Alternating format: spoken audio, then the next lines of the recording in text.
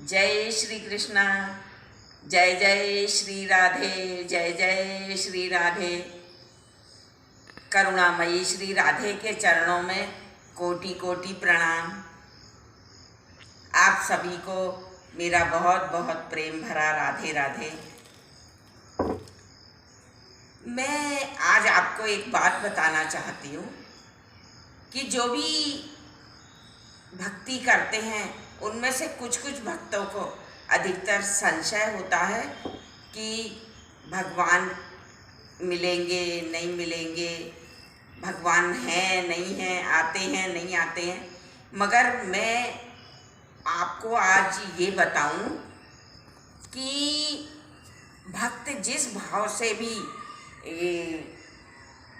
उनका चिंतन करता है, उसी भाव से उसी प्रकार वो भक्तों को प्राप्त होते हैं। कुछ का ये रहता है कि केवल अनुभूतियाँ होती हैं और उनको हमें अंदाज लगाकर उनका निचोड़ निकालना पड़ता है।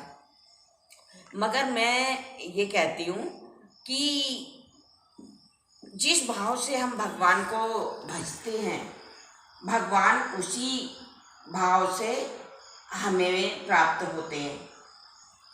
अब भगवान ने ये कहा है, ना अहम वसामि बैकुंठे ना योगिनाम हृदयश्च यत्र यत्र मद्भक्ता गायन्ति तत्र तत्र तिष्ठामि नारद। तो भगवान नारद जी से कहते हैं कि हे नारद, कभी कभी ऐसा भी होता है कि मैं भक्तों को बैकुंठ में नहीं मिल पाता हूँ, और कभी कभी मैं योगियों के हृदय को भी उल्लंघन कर जाता हूँ। मगर जहाँ भी मेरे भक्त मेरा भजन करते हैं, प्रेम से मुझ में खो जाते हैं और नाचते हुए गाते हुए जब वो मेरा भजन करते हैं, तो मैं वहाँ पे निश्चित ही रूप से होता हूँ। तो ये इस प्रकार से मैंने पहले भी आपको वीडियो में ये बताया था कि मुझे बिहारी जी के दर्शन कैसे हुए थे। भजन करते में ही मुझे बिहारी जी के दर्शन हुए थे, और उसके बाद सोने के बाद साक्षात बिहारी जी मेरे पास आए थे, जो मैं पिछले वीडियो में बता चुकी हूँ, है ना। अब मैं विश्वास की बात कहूँ तो उसके लिए एक छोटी सी कहानी मैं बताती हूँ कि एक भक्त था, वो हमेशा कोई भी सुख हो कोई भी दुख हो, बस कन्हैया कन्हैया कन्हैया कन्हैया पुकारा करता था और कन्हैया में ही हमेशा खोया रहता था। एक समय की बात है कि वो अपने गांव से बाहर गया। उस समय बारिश का मौसम था और नदियां सारी चढ़ रही थी, तो उसे नदी पार करके जाना था। तो क्या हुआ कि वो जब पुल पार करने लगा नदी का, तो नदी का पुल जो था वो बहुत ही जर्जर था। तो वो बस कन्हैया कन्हैया करते हुए और चलने लगा। तो जब वो आधे रास्ते पहुंचा पुल के, तो क्या हुआ कि वो पुल टूटने लगा। अब जब टूटने लगा तो वो बहुत घबराया और बस, हे कन्हैया बचाओ, ये पुल तो जा रहा है, हे कन्हैया बचाओ, ये पुल तो जा रहा है, इस तरह से वो चिल्लाने लगा। मगर कन्हैया नहीं आए। अब वो उसको वहाँ पर ऐसा लगने लगा कि प्रभु को जब बुलाओ तो वो सही समय पे आते ही नहीं है, और ये मेरा पुल तो जा रहा है, और कन्हैया मुझे बचाओ, कन्हैया मुझे बचाओ। तो इस तरह वो जाने लगा और धीरे धीरे धीरे कन्हैया कन्हैया पुकारता हुआ और निकलने लगा। और जब वो नदी के पार पहुंचा तो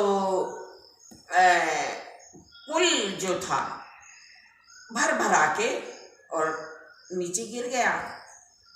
अब देखा तो नदी के उस पार कन्हैया खड़े हुए थे।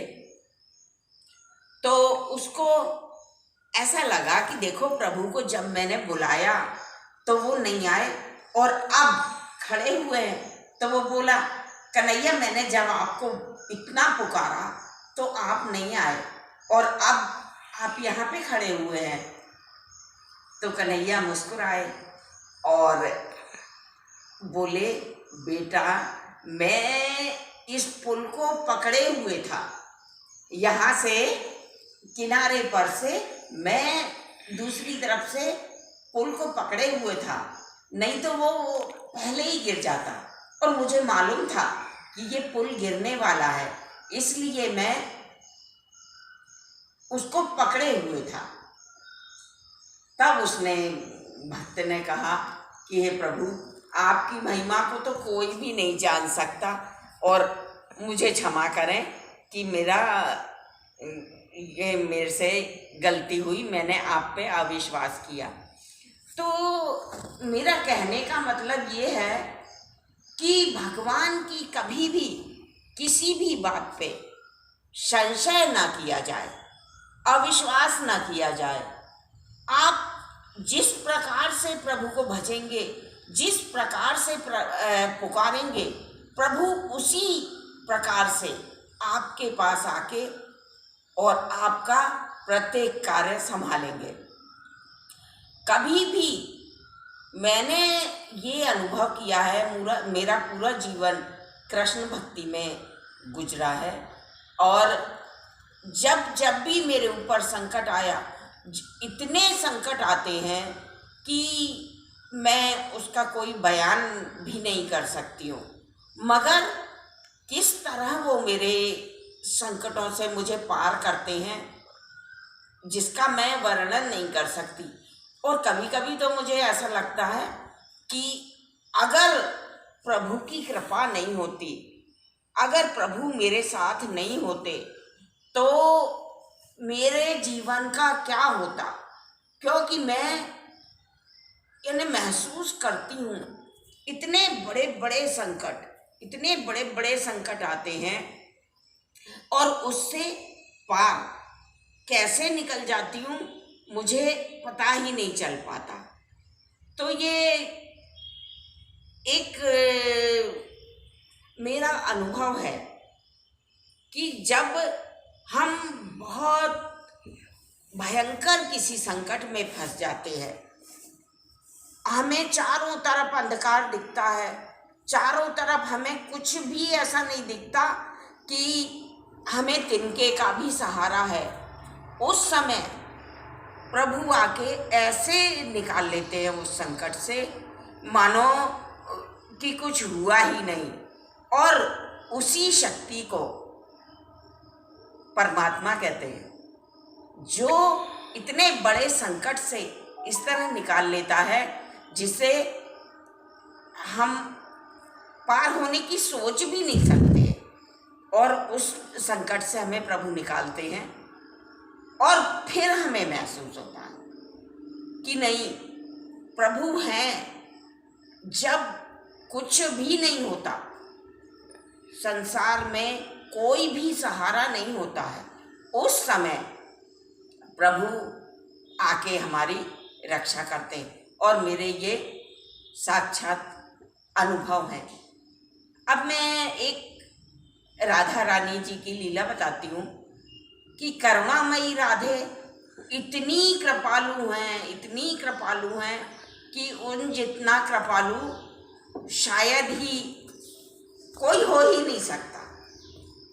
तो एक बार क्या हुआ, राधा रानी जी जब कन्हैया से मिलने के लिए जा रही थी तो उन्होंने बहुत सुंदर रत्न जड़ित लहंगा पहन रखा था और जब वो चली तो उनका लहंगा कभी धूल में लपटे, कभी कांटों में उलझे, तो इस तरह वो चलती नहीं। तो एक पत्ता था जो कांटों में उलझा हुआ था। वो पत्ते के मन में बहुत दुख हुआ कि अब मैं कैसे जाऊं, मैं राधा रानी के चरणों में कैसे जाऊं। सारी सृष्टि व्याकुल थी कि राधा रानी के दर्शन हो रहे हैं, और वो पत्ता जो था वो जा नहीं पा रहा था। तो राधा रानी समझ गई, वो तो घट घट की अंतर्यामी है, वो समझ गई। अब थोड़ी सी हवा चली और वो पत्ता उन कांटों से निकला और जाके राधा रानी के लहंगे से चिपक गया। अब उनकी जो सखियां साथ में थी वो कहने लगी कि ये पत्ता सूखा हुआ है और ये चिपक गया, तो इसे निकाल दो। तो राधा रानी बोली, हे माँ करुणामयी, राधा रानी बोली कि जो मेरी शरण में आकर मेरे चरणों से लिपट जाता है, वो चाहे कितना भी पापी व्यक्ति हो, चाहे कुछ भी हो, मैं उसे अपने आप से कभी अलग नहीं करती। अगर कोई भूले से भी मेरी शरण में आता है तो मैं उसका कभी भी तिरस्कार नहीं करती और मैं उसे अपने चरणों से अलग नहीं करती। इस प्रकार प्रभु की महिमा का गान करते हुए मुझे बहुत अच्छा लगता है, और ऐसा लगता है बस उनका ही भजन करती रहूं, उनका ही नाम जप करती रहूं, और उनका प्रेम पाने के लिए ही मैं सिर्फ प्रेम करूं। मुझे कुछ नहीं चाहिए संसार में, सिर्फ मेरे प्रभु का, मेरी राधा रानी का मुझे थोड़ा सा साथ मिल जाए, और बस उनकी कृपा दृष्टि रहे और उनका प्रेम मिले, बस इसी उससे मैं ये भजन करती हूँ। और बस इतना ही मैं कहूँगी। जय श्री राधे, जय श्री राधे, जय श्री राधे।